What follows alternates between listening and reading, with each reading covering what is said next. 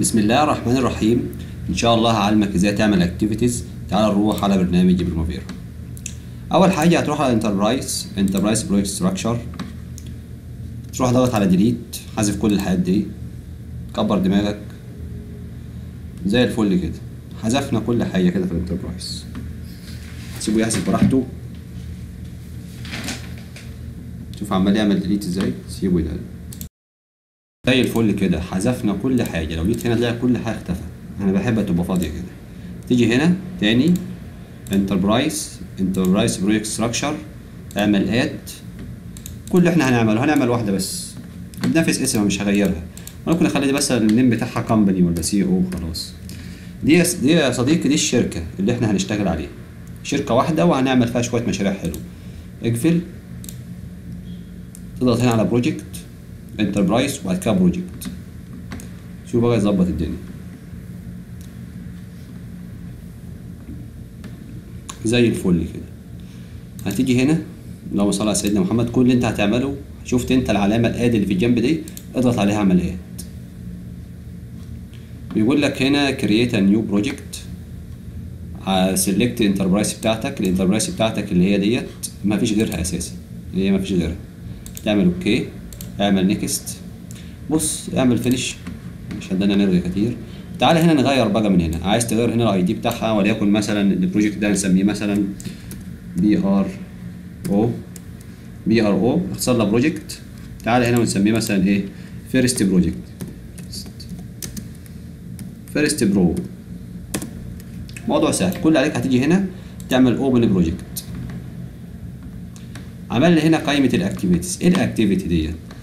صلى على النبي. تعالى هنا مثلا نفتح برنامج الرسائل، فلنفرض مثلا اللهم صل على سيدنا محمد ان انا عندي ايه، اعمال الحفر وعندي اعمال الردم.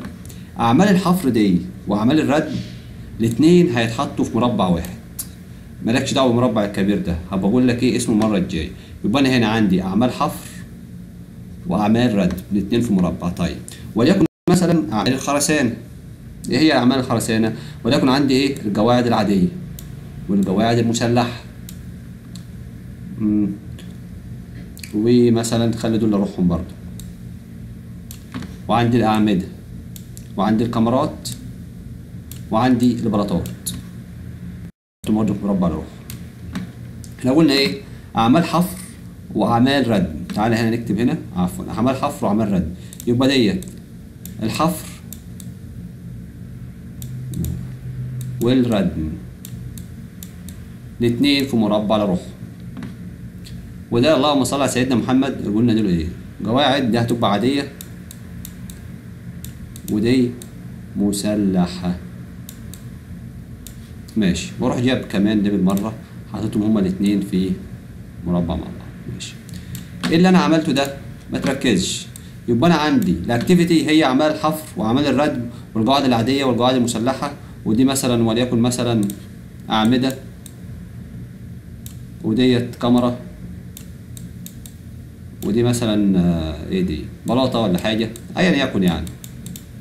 دي على خطي، ماليش على خط حلو انا عارف. المهم فهمت الدنيا. يبقى الاكتيفيتي بتاعتك عباره عن الحاجات اللي بتتنفذ في الموقع. قشطه. تعالى نروح على بريمافيرا. هتيجي اول حاجه هنعملها، ضغط هنا على البلاس ده كده. انا ضفت اكتيفيتي. طيب الكالندر بتاعي طبعا كنت مظبط الكالندر، سيبك منه ان يكن. الاكتيفيتي نيم بتاعي تعالى هنا ايه، مش عايز انا هنا ايه كالندر خالص، شيله، اعمل اوكي. تعالى هنا هيبقى دي ايه مثلا، هنسميه وليكن اعمال الحفر. قشطه. اضغط كمان هنا بلس اعمال الردم، اعمال الردم. حلو، اعمال الحفر واعمال الردم. شفت انت الاي دي ده، ضغط عليه هتلاقي المثلث ده نزل لتحت. ضغط كده المثلث طلع فوق، ضغط طلع تحت. ماشي جميل. هتضغط لي تاني، هتعمل وليكن القواعد العاديه. جميل.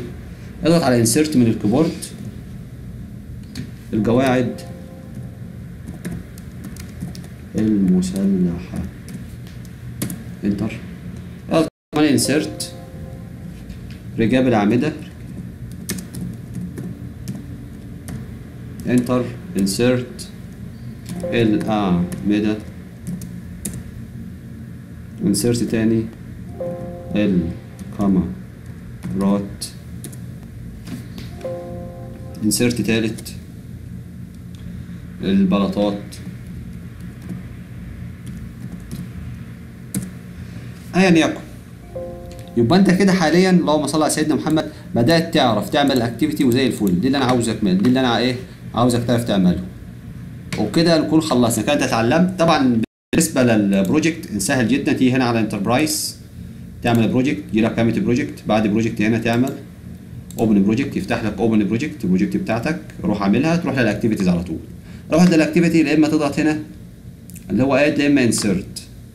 ماشي كده نكون خلصنا، والسلام عليكم.